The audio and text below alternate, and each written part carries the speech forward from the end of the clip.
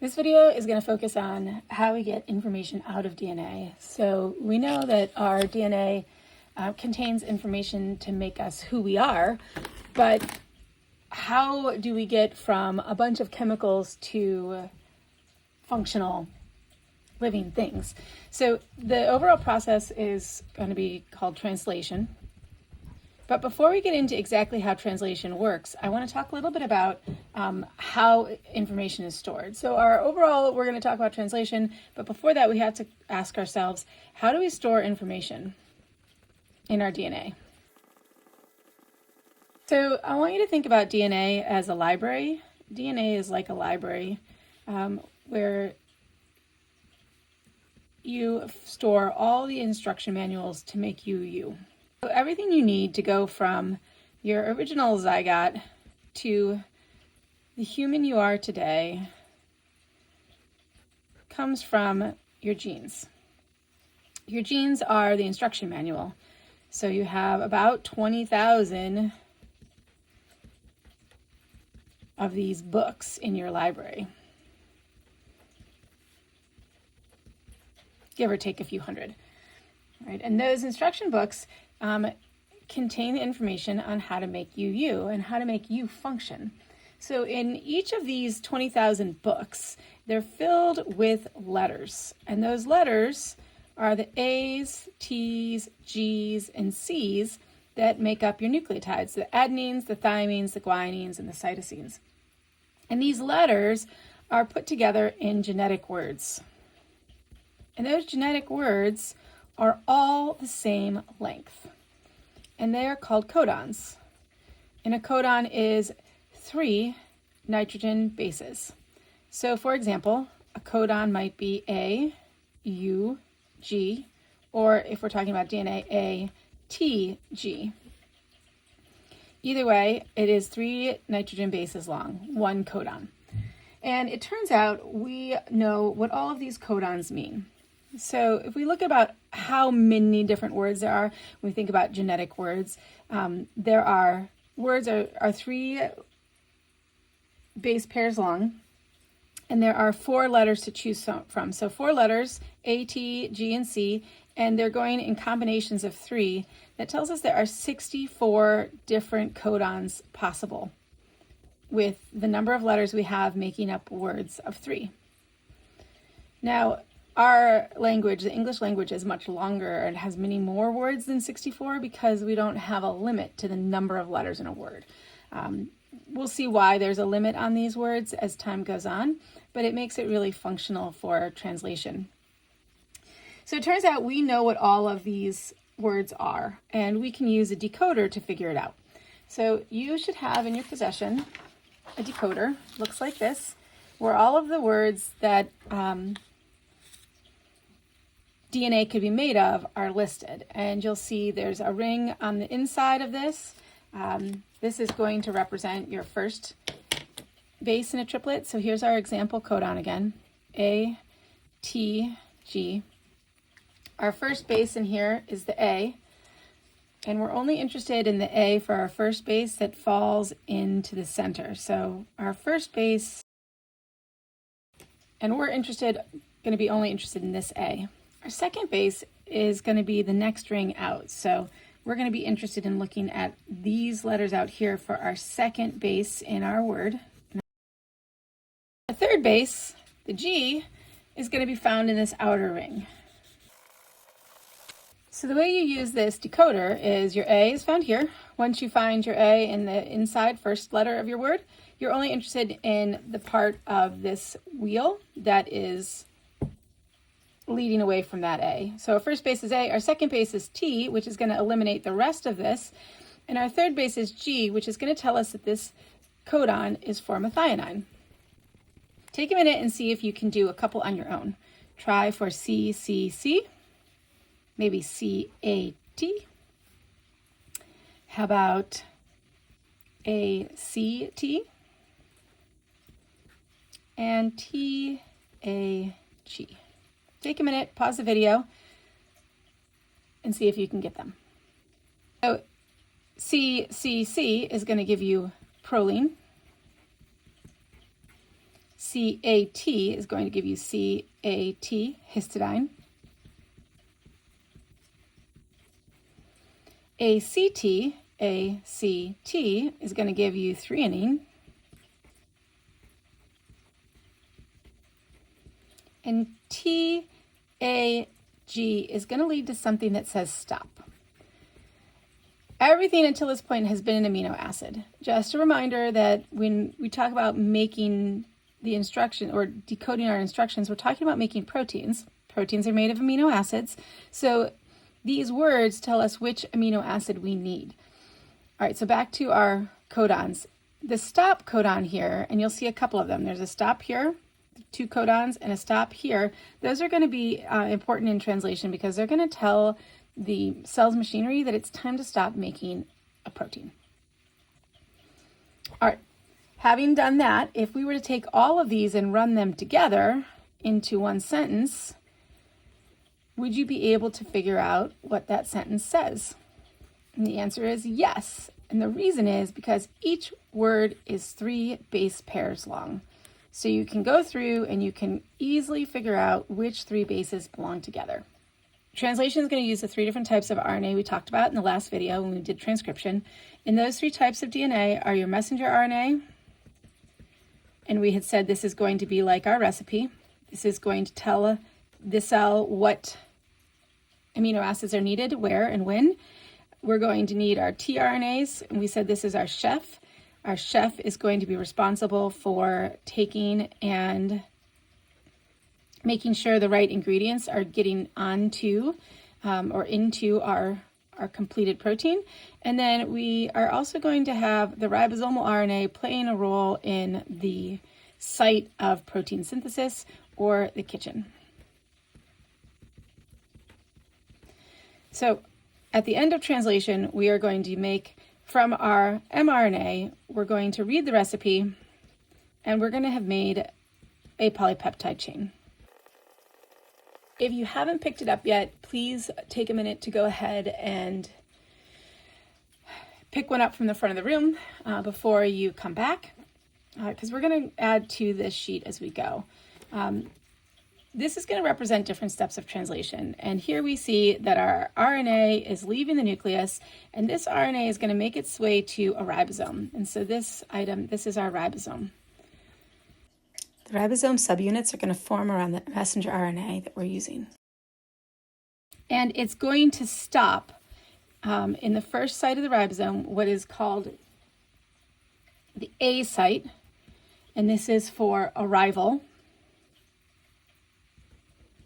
The A site is going to stop on the codon AUG. This is our start codon. So in step 1, ribosome forms around our mRNA.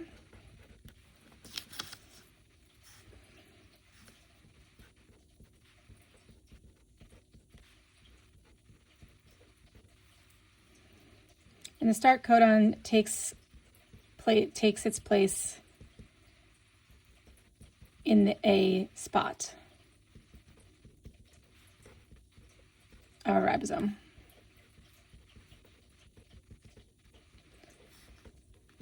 Now, this is at the same time this ATG is in here, the ribosome is going to facilitate the pairing of a tRNA that is complementary to our codon. So if this is our codon here, our codon, the tRNA is going to have a base pair sequence that matches or is complementary UAC, and that will be found on the bottom of our transfer RNA.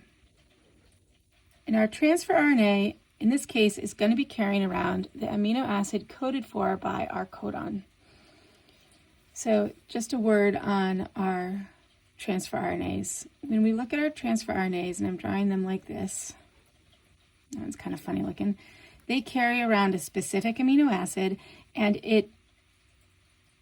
each one has a anticodon. And the one we just looked at is UAC. So this anticodon is going to be complementary to a codon, and it's going to specify which amino acid is being carried around. So our mRNA has fit into the first spot. Our transfer RNA has arrived and is base pairing to our codon.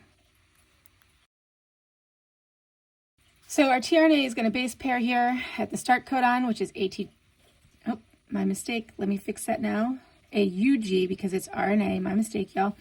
AUG, it's going to bring, and it's going to bring the amino acid methionine. So what this is telling you, if this is the start codon, AUG, that's always the start codon. It's like the capital at the beginning of a sentence. And so every protein is going to start with methionine as the first amino acid. Once that amino acid is in place, the ribosome moves down along our messenger RNA. So now our messenger RNA is going to have moved its first codon into the second spot, which is the P spot. The P stands for peptide. This is where a peptide bond is going to be formed. So our tRNA is still attached here. It still has its amino acid in place, and a new transfer RNA is going to come in to our A spot. And this transfer RNA is going to carry the appropriate amino acid to match. If I have CCC, its anticodon will be GGG. And this will be carrying in the amino acid proline. Proline uses the letter P to symbolize it. So our proline is going to come into this spot here, taking in the next A spot, while our tRNA from our first tRNA has moved over, and a peptide bond is going to be formed here in the future when we have new amino acids. So this is going to be held by the ribosome as the first amino acid in our polypeptide chain. So in step 2 here, to sum it up, we have the tRNA is going to move from the A spot to the P spot. And this is where peptide bonds are going to form. A new tRNA is going to come into the A spot, bringing the next amino acid that's called for. In step 3, our first tRNA is going to move to the E spot. E is for exit.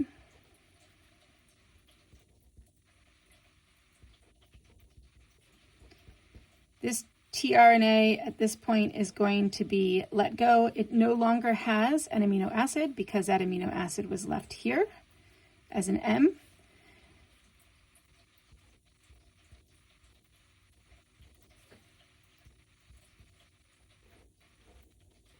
Our next amino acid is joined, our P amino acid. The peptide bond forms here, and then our next